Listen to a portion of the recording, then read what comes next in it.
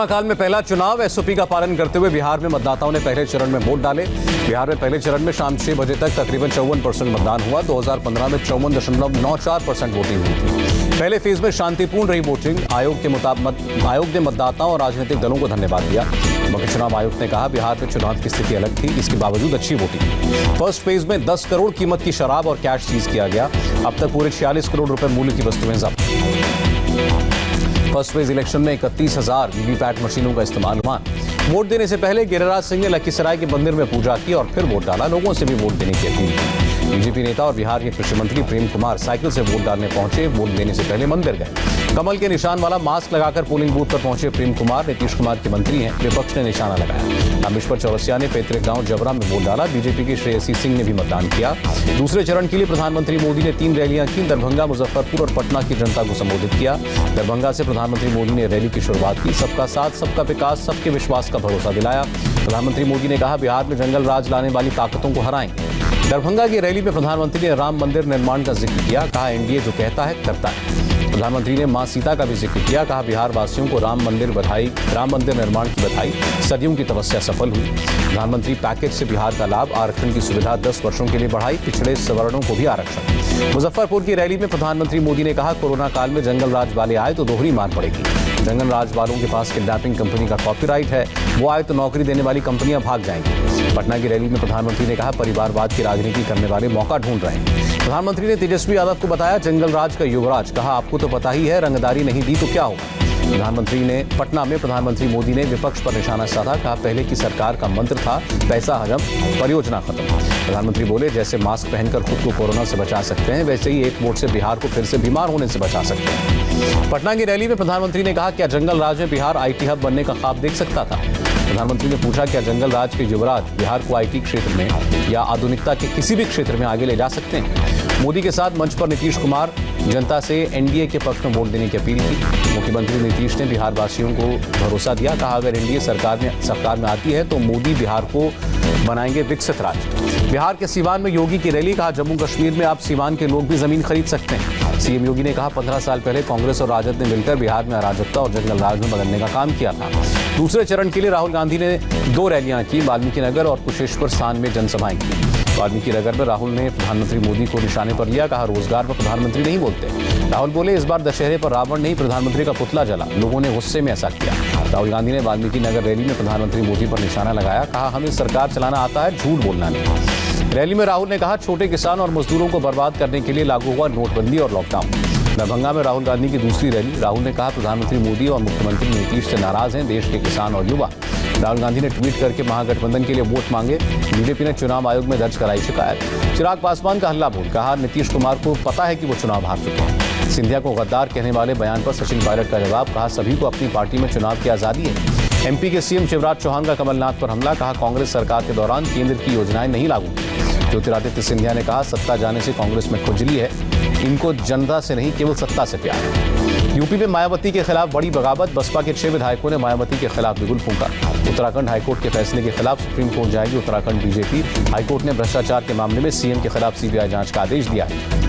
उत्तराखंड के पूर्व सीएम हरीश रावत ने सीएम त्रिवेंद्र सिंह रावत से इस्तीफे की मांग की। गवर्नर से मिलने की बात कही। एमपी के अंबा सीट से बसपा उम्मीदवार बंसीलाल जाटव बीजेपी में शामिल हुए।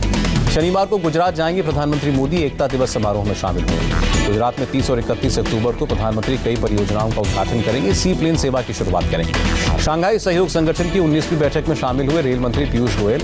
मेडिसिन और एमएसएमई सेक्टर में विकास के लिए सहयोग पर जोर दिया। भारत और ब्रिटेन के बीच 10वीं वित्तीय बैठक वीडियो कॉन्फ्रेंसिंग से शामिल हुई वित्त मंत्री निर्मला सीतारमण। डेटा प्रोटेक्शन पर संसदीय समिति ने ट्विटर के अधिकारियों से 2 घंटे पूछताछ की। यूजर्स और पब्लिक डेटा सुरक्षा पर सवाल जवाब। संसदीय समिति ने लद्दाख को चीन का हिस्सा दिखाने पर जताया कड़ा एतराज। कहा, यह दंडनीय अपराध है। दिल्ली में आर्मी कमांडर सम्मेलन। रक्षा मंत्री राजनाथ सिंह मौजूद रहे।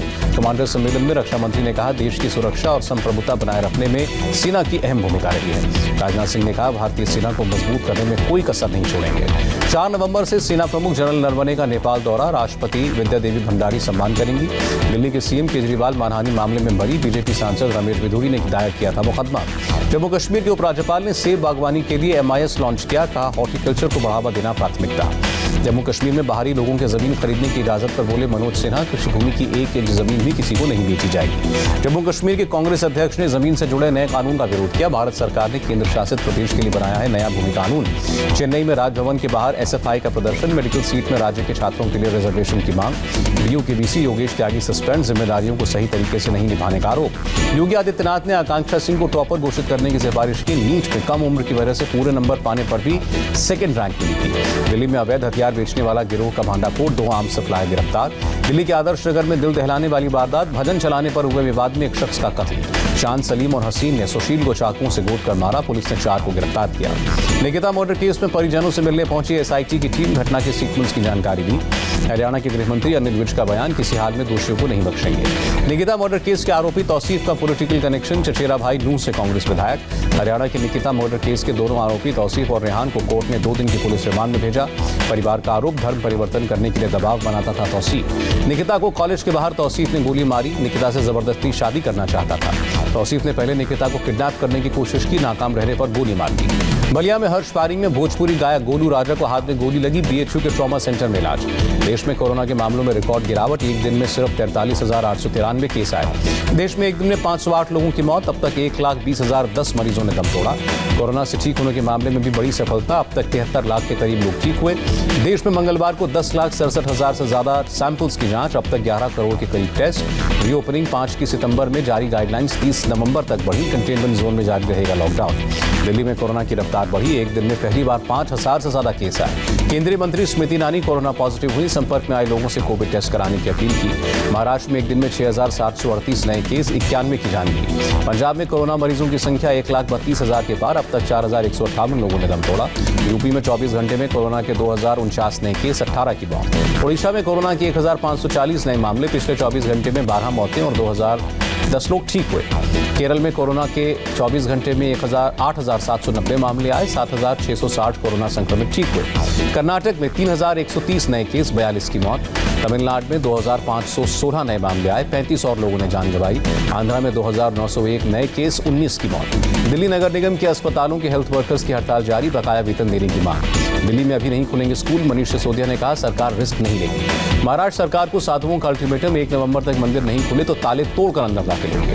DGCA ने 30 नवंबर तक अंतर्राष्ट्रीय कमर्शियल उड़ानों पर लगाया प्रतिबंध। पेशावर के मदरसे में बम धमाके में कई लोग गिरफ्तार, मंगलवार को 8 बच्चे मारे गए थे। भारत और अमेरिका से अच्छे रिश्तों से टेंशन में चीन, अमेरिका की इंडो पैसिफिक रणनीति की आलोचना की। डॉलर के मुकाबले रुपए में 16 पैसे की गिरावट, $1 की कीमत 73 रुपए 87 पैसे और भारी गिरावट के साथ बंद हुआ शेयर बाजार। सेंसेक्स 600 और निफ्टी 160 अंकों की गिरावट के साथ बंद।